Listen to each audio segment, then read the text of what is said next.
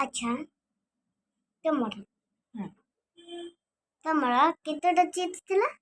ନା 5ଟା ହେଲା 5ଟା ଚିପ୍ସ ଥିଲା ହୁଁ ହେଲା 5ଟା ଯେତେବେଳେ ଚିପ୍ସ ଥିଲା ସେତେବେଳେ ଗୋଟେ ତମେ ନେଇଗଲ ନା ଗୋଟେ ମୁଁ ନେଇଗଲି ହେଲା ମୋ ପାଖରେ 5ଟା ଥିଲା ହଁ ତ ତମେ ଗୋଟେ ନେଇଗଲ। ହଁ ଆଉ ଗୋଟେ ଗଲା ଜେଜେ ଜେଜେ ନେଇଗଲେ ପୁଣି ଗୋଟେ ହୁଁ ହେଲା ଜେଜେ ନେଇଗଲେ ପୁଣି ଆଉ ଗୋଟେ ବାପା ନେଇଗଲେ ଆଉ ଗୋଟେ ସିକି ଭାଇ ନେଇଗଲେ ପୁଣି ନେଇଗଲା ପରେ ତାନେ କେତେଟା ବୋତଲ ବଞ୍ଚିଲା ମୋ ପାଖରେ 5ଟା ଥିଲା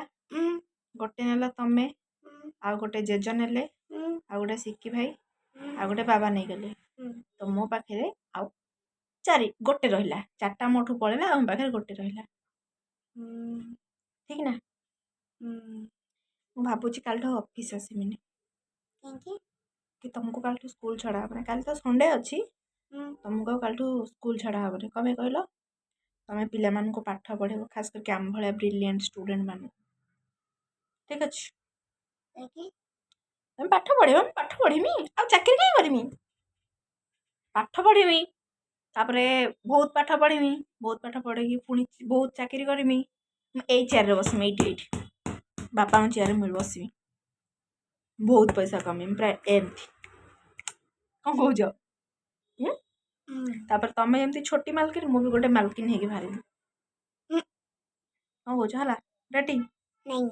ପଢ଼େଇବ ନା ପଢ଼େଇବନି କୁହ ପଢ଼େଇବ ମୁଁ ବହୁତ ପାଠ ପଢ଼ିମି ତାପରେ ଏଇ ଚେୟାରରେ ବସିମି ହେଲା ବହୁତ ପଇସା ଇନକମ୍ କରିମି ତମ ଭଳିଆ ମାଲକିନ ହେମି ପଢ଼େଇବ ରେଡି ଓକେ ଡିଲ୍ ଡନ୍ ଆପଣମାନେ କମେଣ୍ଟ କରିବେ ମୁଁ ପାଠ ପଢ଼ିବାରେ ଯୋଗ୍ୟ ନା ଯୋଗ୍ୟ ନୁହନ୍ତି।